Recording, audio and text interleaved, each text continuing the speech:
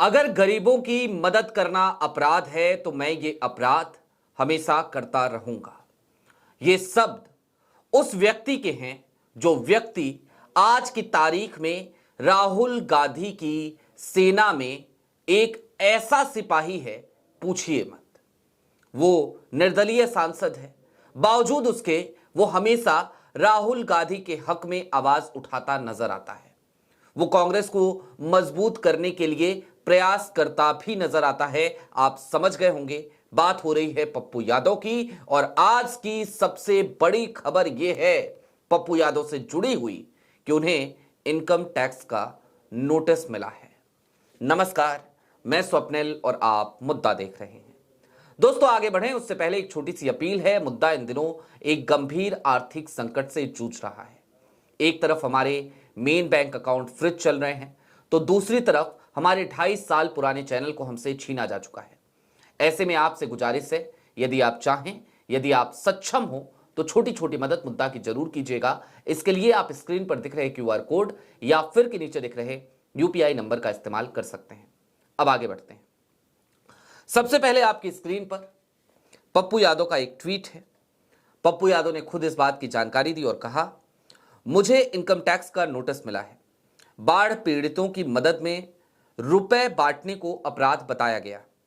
यह अपराध है तो मैं हर वंचित पीड़ित की सहायता का अपराध सदैव करता रहूंगा। वैशाली जिले के नया गांव पूर्वी पंचायत अंतर्गत मनियारी गांव के बाढ़ पीड़ितों, जिनका घर द्वार सब गंगा जी में विलीन हो गया, उनकी मदद ना करता तो क्या गृह राज्य मंत्री, स्थानीय MP जैसे स्वघोषित CM उम्मीदवारों की तरह मूक दर्शक बना रहता।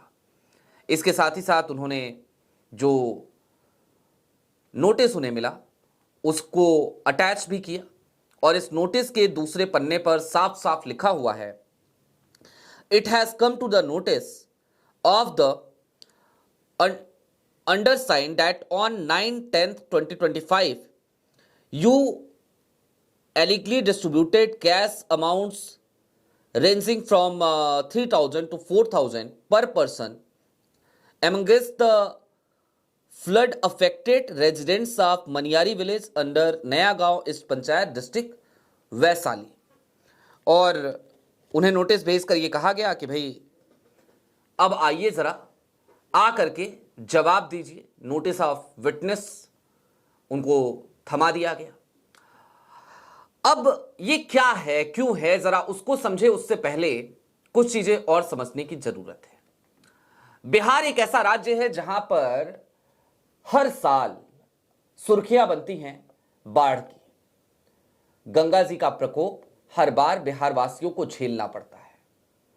और 20 सालों से जो लोग सत्ता में हैं, या उससे पहले की सरकारों पे भी बात होनी चाहिए, लेकिन 20 सालों से जो सत्ता में हैं, वर्तमान मुख्यमंत्री नीतीश कुमार से, भारतीय जनता पार्टी के साथ लंबा कार्यकाल रहा है उनका, लंबी दोस्ती, लंबी यारी रही है।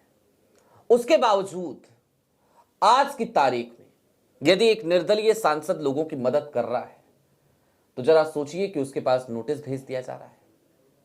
दोस्तों, पप्पू यादव, आप उनको चाहे बाकी तमाम चीजों को लेकर क्रिटिसाइज करें, चाहे इस बात को लेकर कोई क्रिटिसाइज करे कि पप्पू यादव एक नया खेल कर रहे हैं, महागठबंधन को कमजोर कर रहे हैं, RJD से बदला ले रहे हैं, ये सारी बातें एक तरफ, लेकिन क्या इस बात पे किसी को शक है कि पप्पू जनता के बीच जाते हैं, जनता के साथ खड़े होते हैं?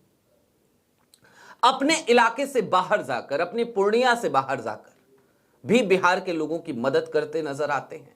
उन्हें क्या लेना देना? उन्होंने एक पार्टी बनाई थी, उस पार्टी का विलय तो कब का कांग्रेस में कर दिया। सोचा था कांग्रेस टिकट दे देगी, चुनाव लड़ेंगे पूर्णिया से, तो RJD ने रोड़ा अटका दिया, टिकट नहीं मिला, चुनाव नहीं लड़ा। निर्दलीय चुनाव लड़े, निर्दलीय सांसद बने, और उसके बावजूद पूरे बिहार में हर जगह आपको पप्पू नजर आते हैं। देश के कोने कोने से आने वाले बिहार के वो तमाम लोग जो इलाज के लिए दिल्ली आते हैं, दिल्ली में पप्पू यादव के घर के भीतर ऐसा लगता है जैसे मान लो लंगर चल रहा हो। वो तमाम सुविधाएं मुहैया कराते हैं उन्हें। ये सब करने का कारण क्या है? पप्पू यादव को क्या चाहिए, क्या स्वार्थ है उनका? जवाब है कुछ भी नहीं। एक व्यक्ति अपनी जमीनें बेच बेच कर, अपनी जायदाद कम करके लगातार लोगों की मदद कर रहा है। हमने तो आज की तारीख तक यही देखा है ना कि हर चुनाव के बाद जब हम आकलन करते हैं पुराने चुनाव और नए चुनाव में जमा किए गए एफिडेविट में, तो तमाम नेताओं की संपत्ति में दिन दूनी रात चौगुनी बढ़ोतरी होती नजर आती है। लेकिन पप्पू यादव का एफिडेविट निकाल कर देखिए, खंगालिए, आपको उनकी संपत्ति कम होते हुए नजर आएगी। और इसके पीछे का कारण क्या है? तो बड़ा सीधा सा कारण है कि पप्पू यादव लगातार लोगों की मदद करते हैं बिना किसी स्वार्थ के, स्वार्थ और परमार्थ का एकीकरण करके। वैसे व्यक्ति को आप नोटिस भेज रहे हैं। चलिए, आपने नोटिस भेज भी दिया, पप्पू यादव बता भी देंगे, पहुंच भी जाएंगे, बता भी देंगे कि मैंने ये जो पैसे बांटे, इस पैसे का सोर्स क्या था, स्रोत क्या था। बहुत हद तक संभव है वो बता दें कि मैंने वहां से उधार लिया। बहुत हद तक संभव है वो या तो ये बता दें कि हमने अपनी ये जमीन बेची, उसका पैसा था। कर सकते हैं, करेंगे, जो भी होगा। लेकिन सवाल इससे आगे का है, जब सिस्टम काम नहीं कर रहा, जब सिस्टम फेल हो रहा है, उस जगह पे एक निर्दलीय सांसद आगे आ रहा है, लोगों को गले लगा रहा है, लोगों की मदद कर रहा है, तो उसको उस मदद करने से क्यों रोका जा रहा है? राहुल गांधी और पप्पू यादव दोनों में एक समानता है। आज जरा उस समानता को भी समझने की कोशिश कीजिए। बीते कुछ दिनों में आपने बहुत सारी चीजें देखी होंगी और ये वो बातें हैं जो आज की तारीख में सामने आ गई तो लोगों को समझ में आ गया। नहीं तो ये सिलसिला तो कलावती के समय से शुरू हो गया था, जब यूपीए की सरकार थी। कलावती के घर गए थे राहुल गांधी और उसके बाद मदद हुई कलावती की। दशरथ मांझी का घर अभी बनवाया राहुल गांधी ने, याद होगा वो मोची सुल्तानपुर, उनकी दुकान को एस्टेब्लिश किया, उनको एक अच्छा सेटअप बना के दिया। ना जाने ऐसे कितने ही लोग हैं।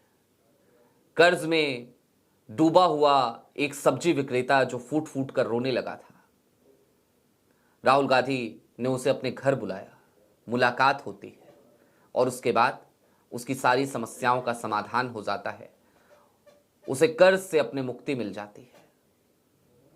ये वही काम है जो राहुल करते हैं, बिना ढोल नगाड़े की चोट किए, बिना डंका बजाए।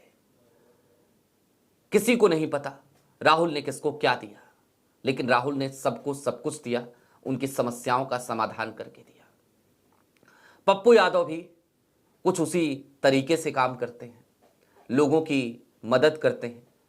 जहां कहीं भी उनको दुख दिखता है, पीड़ा दिखती है, तकलीफ दिखती है, वो वहां पहुंचते हैं, दुख दर्द में शामिल होते हैं, लोगों की मदद करते हैं। कभी किसी को इलाज के लिए पैसा देते हैं, कभी किसी को उसका घर उजड़ गया तो उसकी मदद कर रहे होते हैं। ये वो लोग हैं जो स्वार्थ और परमार्थ का एकीकरण करके काम करते हैं। पप्पू यादव को पूरे बिहार से तो वोट नहीं चाहिए अपने लिए, निर्दलीय सांसद है। कांग्रेस उनको अपना मानने को अभी तक तैयार ही नहीं है, मानती ही नहीं है। आज की तारीख में भी पप्पू यादव बिहार चुनाव के दरमियान लगातार कांग्रेस के खेमे की तरफ से बल्लेबाजी कर रहे हैं, मोर्चा संभाल के बैठे हुए हैं। लेकिन उसके बावजूद कांग्रेस के पूर्व प्रदेश अध्यक्ष और उनके बेटे वो पप्पू यादव को उनके खिलाफ लगातार मोर्चा खोले बैठे हैं।